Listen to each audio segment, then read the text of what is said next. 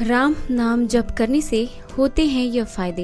एक व्यक्ति हमेशा राम नाम का जप किया करता था। धीरे धीरे वह काफी बुजुर्ग हो चला था, इसीलिए एक कमरे में ही पड़ा रहता था। जब भी उसे शौच, स्नान आदि के लिए जाना होता था तो वह अपने बेटों को आवाज लगाता था और बेटे ले जाते थे। धीरे धीरे कुछ दिन बाद बेटे कई बार आवाज लगाने के बाद कभी कभी आते, देर रात तो भी नहीं आते। इस दौरान गंदे बिस्तर पर ही रात बिता दिया करते थे। अब और बुढ़ापा होने के कारण उन्हें कम दिखाई दे।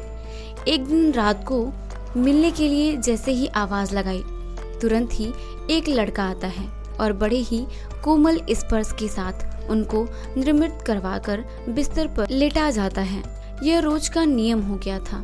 एक रात उनको शक हो जाता है कि पहले तो रात में बेटे को कई बार आवाज लगाने पर भी नहीं आते थे, लेकिन यह तो आवाज लगाते ही दूसरी बार में चला आता है और बड़े ही कोमल स्पर्श के साथ निर्मित करवा देता है। एक रात व्यक्ति उसका हाथ पकड़ लेता है और पूछता है, सच बता तू कौन है? मेरे बेटे तो ऐसे नहीं हैं। तभी अंधेरे कमरे में एक अलौकिक उजाला हुआ और उस लड़के रूपी ईश्वर ने अपना वास्तविक रूप दिखाया। वह व्यक्ति रोते हुए कहता है कि प्रभु, आप स्वयं मेरे निर्मित के कार्य कर रहे हैं। यदि मुझसे इतने ही पसंद हैं तो मुक्ति ही दे दो ना। प्रभु कहते हैं, जो आप भुगत रहे हो वह आपकी प्रारब्ध है।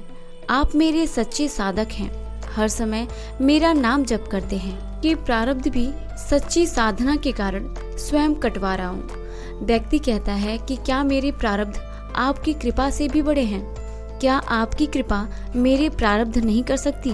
प्रभु कहते हैं कि मेरी कृपा सर्वोपरि है, यह आवश्यक ही आपकी प्रारब्ध कर सकती है, लेकिन फिर अगले जन्म में यह प्रारब्ध भुगतने फिर से आना होगा। यही कर्म नियम है। इसीलिए आपकी प्रारब्ध में स्वयं अपने हाथों से कटवा कर इस जन्म में मुक्ति देना चाहता हूँ।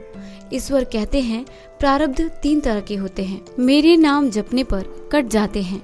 प्रथम प्रारब्ध करने ही पड़ते हैं, चाहे अवतार कराओ, लेकिन जो हर समय श्रद्धा और विश्वास से मुझे जपते हैं उनके प्रारब्ध मैं स्वयं साथ रख पाता हूँ और एहसास नहीं होने देता हूँ। प्रारब्ध पहले रचा पीछे रचा शरीर, तुलसी चिंता क्यों करे, भजले श्री राजवीर।